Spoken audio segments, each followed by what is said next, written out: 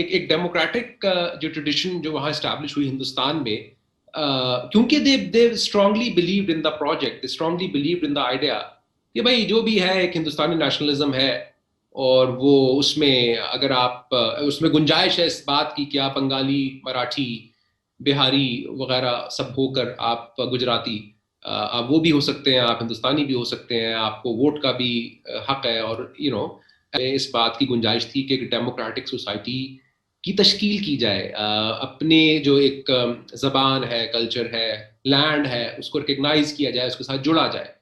Where as Pakistan में जो जो पूरी की पूरी एक अटेम्प्ट रही वो ये थी कि जितना आप अपनी जड़ को यहाँ से निकाल दें, अपने आप को लैंड से जितना डिसोसिएट कर लें उतना अच्छा है, जितना हिंदुस्तान की तरफ पुश्त कर लें और रुख आसमान की तरफ, और कभी तुर्की की तरफ, कभी अरब की तरफ, कभी सेंट्रल एशिया की तरफ कर लें, यू नो तो और उसको उसके लिए फिर ये है कि जितनी जो भी यहाँ की जो अपनी लोकल ट्रेडिशन है, जबान है, एथनिसिटी है, उसको ओवरराइड करें, उसको इरेजर करें उसका, तो ये एक इतना कोअर्सिव, इतना वायलेंट प्रोसेस यहाँ पर रहा है, फिजिकली वायलेंट, कि लोग जबान का हक मांगने निकलते हैं तो गोली चलती है, एपिस्टेमिक वायलेंस के कभी सिंगल नेशनल करिकुलम, कभी फलां टेक्स्ट बुक, कभी दो कौमी नजरिया, कभी मुताला पाकिस्तान। सो उससे फिर डेमोक्रेटिक ट्रेडिशन, उससे फिर एक जो एक इंटेलेक्चुअल एक जो वाइब्रेंट होता है ना, वो जन्म नहीं लेता। मैं हमेशा रेफर करता हूँ आयशा जलाल की किताब जो है, एक ओरिजिन, क्या नाम है उस किताब का, अथॉरिटेरियनिज्म के ऊपर जो उनकी किताब है पाकिस्तान की, political economy of Pakistan defence के ऊपर, तो वो टर्म यूज करती हैं इंटेलेक्चुअल वेस्टलैंड, कि पाकिस्तान को इन्होंने इंटेलेक्चुअल वेस्टलैंड बना दिया ये रावलपिंडी कंस्पिरेसी केस के बाद से। आपका मतलब नजरिया ये है कि हमने थ्रू वायलेंस, थ्रू कोवर्जन, एक अथॉरिटेरियनिज्म के जरिए कौम की तश्कील करनी है, तो फिर ऐसी ही कौम तश्कील पाएगी, और उसमें ऐसी ही कौम तश्कील पाएगी, और उसमें फिर किसी तरह की क्रिएटिविटी तलाश करना, वो फिर अब जैसा भी है, लेकिन कांग्रेस की जो मूवमेंट है वो एक ज्यादा तवील अरसे पर फैली हुई एंटी कलोनियल मूवमेंट है, बाकायदा एंटी कलोनियल मूवमेंट है ना। 50 साल की तो कम से कम उसकी तारीख थी कि जो बरतानवी राज के खिलाफ वो लड़ते थे, और सिंबॉलिक चीजों से लड़ते थे, कभी खद्दर पहन के लड़ रहे हैं, कभी जो है वो नमक जो है उसको मोनोपोली तोड़कर अंग्रेज की उसके साथ लड़ रहे हैं, मोबिलाइज कर रहे हैं। तो उसका पूरा का पूरा जो थ्रस्ट था वो था ही ये कि भाई साम्राज्य को समझो, साम्राज्य क्या है। अंग्रेज से आजादी जो है वो इसलिए चाहिए क्योंकि साम्राज्य से आजादी चाहिए। तो वो तो हमारे कलेक्टिव कॉन्शियसनेस का पाकिस्तान में, वो मुस्लिम लीग का तो कोई कल्चर ही नहीं था। मुस्लिम लीग तो जो बनी थी, जो अगराज व मकासद थे मुस्लिम लीग के जो हमने पढ़े थे, वो था कि मुसलमानों में मतलब अंग्रेजी राज के लिए मजीद एक लॉयल्टी पैदा करना। वो तो एक और वो भी विद इन कि कभी 14 नुकात दिए जा रहे हैं, कभी कोई इस तरह की पिटिशनिंग करके कॉन्स्टिट्यूशनल मीन्स के जरिए एक बेसिकली रिमाइंडिंग द ब्रिटिश कि you were suppose to be a bit more liberal, तो उनको ये शर्म दिलाना कि शर्म करो तुम, कि किस तरह के अंग्रेज हो तुम जरा लिबरल होकर हमसे डील करो। तो ये एक एंटी कलोनियल रेजिस्टेंस की तो कोई लेगेसी नहीं है ना हमारे यहाँ, ना उसकी कोई मेमोरी है। क्या वजह है कि भगत सिंह का सारा करियर लाहौर में है, या इस खत्ते में जहां हम रहते हैं, उसकी पैदाइश जहां, उसकी पॉलिटिक्स यहाँ, उसका मुकदमा यहाँ, उसकी फांसी यहाँ, उसका जो आखिरी रसूमात वो यहाँ, लेकिन वो यहाँ पर किसी एक शख्स को नहीं पता होता।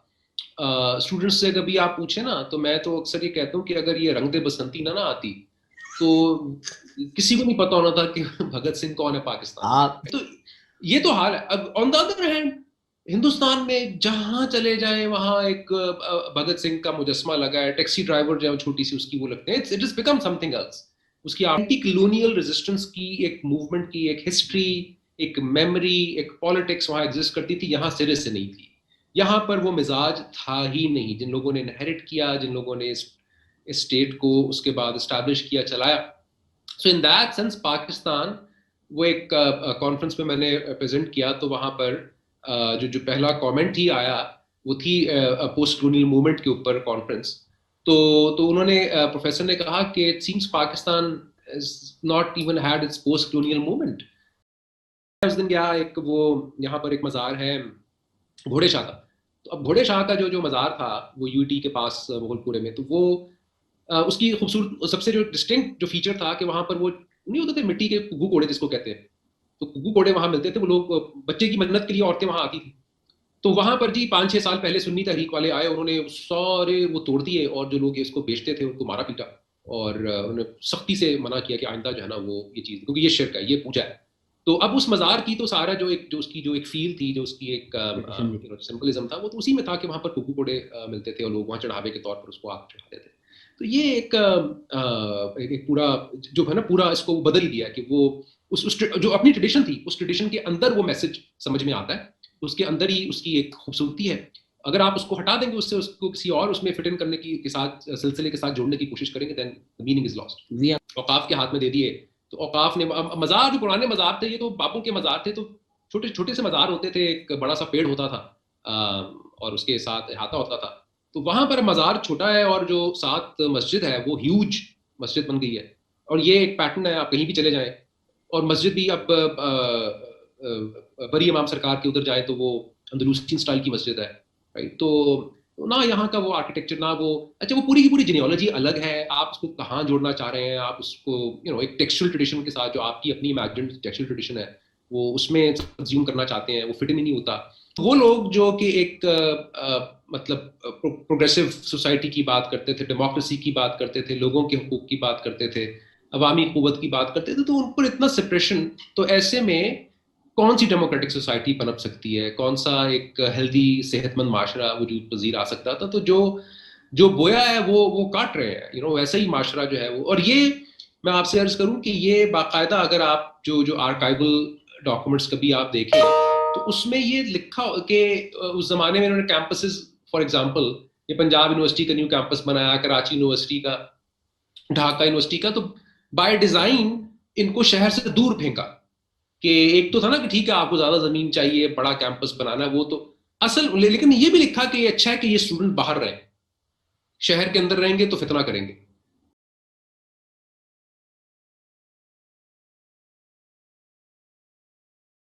इसीलिए ये जब 2-3 साल पहले वो नहीं था जस्टिस सिद्दीकी का फैसला आया था, जस्टिस सिद्दीकी के फैसले में ये लिखा था कि इन लोगों को मजबूर किया जाए कि अपने नाम के साथ कादियानी लिखें, just to make, I mean, so the idea is to make them recognizable. तो नाजी जर्मनी में क्या, नाजी जर्मनी में यही था ना कि येलो स्टार लगा कर ताकि हमें पता चले कि तुम यहूदी हो।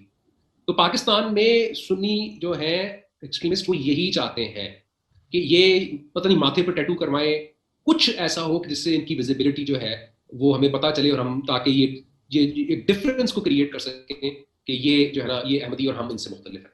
तो ये एक वायलेंस की एक बहुत बड़ी वजह है। हाँ, देखिए इतनी वाइल्ड कंस्पिरेसी थेरीज हैं अहमदियों को लेकर, इतनी वाइल्ड कंस्पिरेसी थेरीज होती हैं कि इट्स अनबिलीवेबल।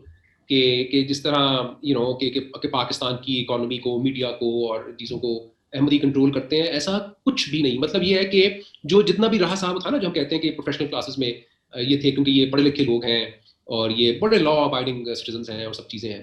तो 74 के बाद, और उसके बल्कि उससे भी ज़्यादा जो बुरा है वो तो 84 के बाद, तो ये तो एक अहमदियों को तो एक फोर्स्ड गेटो में रहने पर मजबूर कर दिया गया ना। कि ये अहमदी जो है वो अब अगर जो भी इन जो सहूलियात हैं या तालीम की या सेहत की, वो तो रबवा में ही, और किसी हद तक एक सिक्योरिटी वो रबवा में ही इनको मैसर है। और इसके अलावा आम शहरों में तो इनके लिए कोई गुंजाइश नहीं है अपने आप को वो एक महफूज तस्वुर करना। तो एक फोर्स्ड गेटो में रहने पर मजबूर किया गया है। तो जो जो एक रिप्रेजेंटेशन थी भी कहीं ब्यूरोक्रेसी में या प्रोफेशनल क्लासेस में, अब तो वो भी खत्म हो गई। आपने बीच में कहा कि even Iqbal sent his son to Rabwah, but of course Iqbal would sent his son to Rabwah, right? Qadian नहीं, नहीं, नहीं नहीं वो गलत बात या है। नहीं, यस एंड नो। कि वो इकबाल के बड़े फेजेस हैं, वो काफी शुरू में तो काफी उनका तो बड़ा क्लोज एक ताल्लुक रहा है जमात के साथ। कि वो उनके भाई जो है, और वो तो अहमदी थे, उनके भतीजे शेख एजाज जो हैं वो उनको हालांकि गार्डियन भी बनाकर गए, तो वो भी अहमदी थे। और खुद इकबाल जो है वो उनकी जब दूसरा निकाह हुआ था शायद, तो उसके लिए वो फतवा को लेना था तलाक का, तो वो उन्होंने उन्होंने खत लिखकर फतवा उनसे लिया था, जो थे हकीम नूरुद्दीन, उनसे फतवा मंगवाया था। तो बहुत सारी इंडिकेशंस हैं। वो जो सीरतुन नबी के पास जलसे होते थे, वो जो जमात करवाती थी उसमें वो रेगुलर शिरकत करते थे। सो ये तो बहुत क्लियर है। तो एक बहुत ही वाइल्ड कंस्पिरेसी थ्योरी भी पूछ लूं आपसे? जी फरमाइए। सर ये कुछ उर्दू किताबों में ये भी छपा हुआ है कि इकबाल साहब कत्ल भी कर चुके हैं और उनके पास एलिबाई था, तो वो बच के चले गए थे, लेकिन वो रातों का ख्वाब पाकिस्तान का कहीं और सो रहा होता था। एलिबाई भी उनका जो है वो भी मतलब थोड़ा क्वेश्चनेबल वो है। है। बस यार बात ये है कि वो एक बंदा बशर है और जो है गलती का पैकर है। सो आई डोंट नो, मतलब मैंने भी आपकी तरह किताबों में पढ़ा है, मैंने इस पर कोई मजीद तहकीक करनी मुनासिब नहीं समझी। तो वो कंस्पिरेसी थ्योरी तो फिर ये भी है कि देवबंद जो है वो अंग्रेजों ने बनवाया। फिर जी के रेशमी रुमाल तहरीक चल रही थी, तो उस वक्त जो मुखबरी करते थे देवबंद के पास बड़े बड़े उलमा, उनके नाम लोग लेते हैं कि ये मुखबरी किया करते थे। तो ये तो इस तरह का तो एक इट्स गुड टू रीजन। सिप भी जाए। या तो जो पाकिस्तान के नाजुक मोड़ है ना सर, अनफॉर्चुनेटली वो एक राउंड अबाउट है। 2 सेकंड लगे समझने में कि आप 2018 की बात कर रहे हैं या आप 1964 की बात कर रहे हैं, but just because Ayub Khan didn't want to cede power. और फिर हम स्टोरीज भी किस तरह बताते हैं ना, this is why history is important. Ayub Khan इतने मुकद्दस इंसान कि उनको किसी एक इंसान ने कुत्ता बोल दिया, उन्होंने बोला कि मुझे पावर नहीं चाहिए।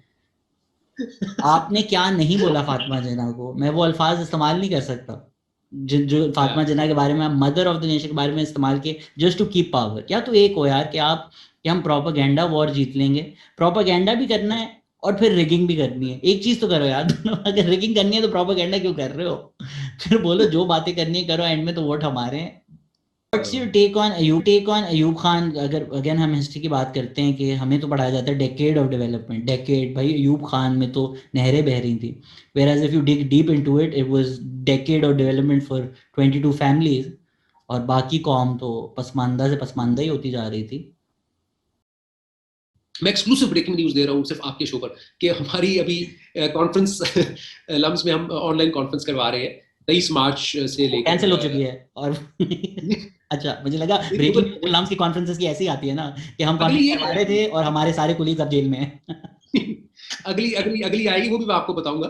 तो वो लेकिन ये कि 23 मार्च से लेकर 23 मार्च को मंगल है और 27 हफ्ता है गालिबन, उस वक्त तक 5 दिन की कॉन्फ्रेंस है। हर दिन एक पैनल होगा या एक कोई एक परफॉर्मेंस होगी। उसमें हमने कोशिश ये की है कि ज़्यादा से ज़्यादा जो बांग्लादेशी स्कॉलर्स हैं उनको हमने एंगेज किया है। वो तो इसमें जो एक हिस्सा है वो जो पहले 25 साल थी as East Bengal East Pakistan, तो उस वक्त की पॉलिटिक्स वगैरह हिस्ट्री है वो। फिर एक पूरा सेशन पूरे दिन का जो कि 71 का जो जेनोसाइडल वायलेंस है उसके ऊपर, और फिर एक पोस्ट 71 जो एक कमेमोरेशन है, मेमोरी है, और जो उसकी जो एक डेवलपमेंट है उसके ऊपर। तो ये एक so I think that will be, we think it will be a good starting point, a good conversation जो एक स्टार्ट हो, होपफुली एकेडमिक कन्वर्सेशन पाकिस्तान में स्टार्ट हो। और उस एकेडमिक कन्वर्सेशन से परहैप्स हम उम्मीद कर सकते हैं कि कोई एक हीलिंग का प्रोसेस स्टार्ट हो सके पाकिस्तान और बांग्लादेश के लोगों के दरमियान। लेकिन उसके लिए बहुत ज़रूरी है कि पहले हम रिकग्नाइज करें कि हमने 71 में किया क्या। उसके बगैर ये हीलिंग कभी भी नहीं हो सकेगी। तो वो आई थिंक वो फिर वो कॉन्फ्रेंस एक लोग उसको देखें तो